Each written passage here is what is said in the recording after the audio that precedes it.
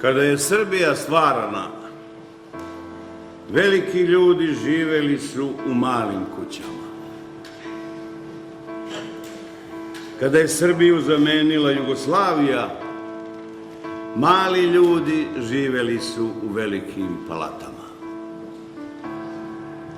Narod je gunđao, ali postepeno i sam hodio po primjeru svojih velmoža, zlatoljubaca i čovekomrzaca.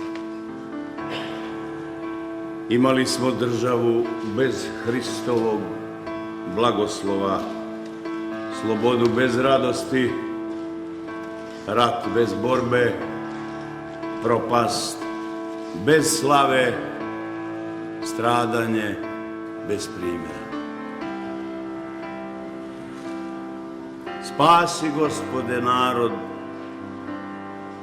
svoj i spasi mene. Ako ne spaseš narod tvoj i moj, a spaseš mene, ja ću se u raju osjećati u tuđini. Usliši, Gospode, molitvu pravednika tvojih, Save i Nemanja za grešni narod, i spasi narod, jer je narod tvoj, iako i grešan.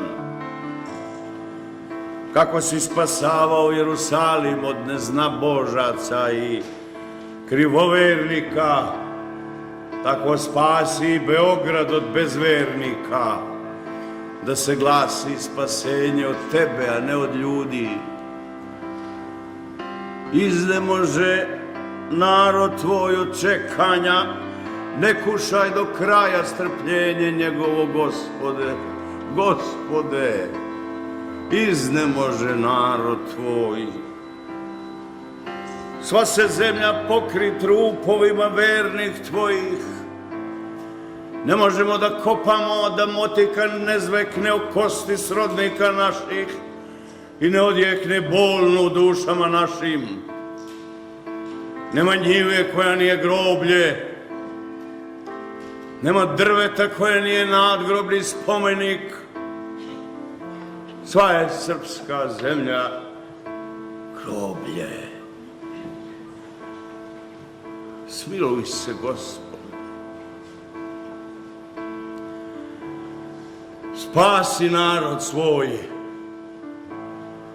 sa mnom ili bez mene. Amin.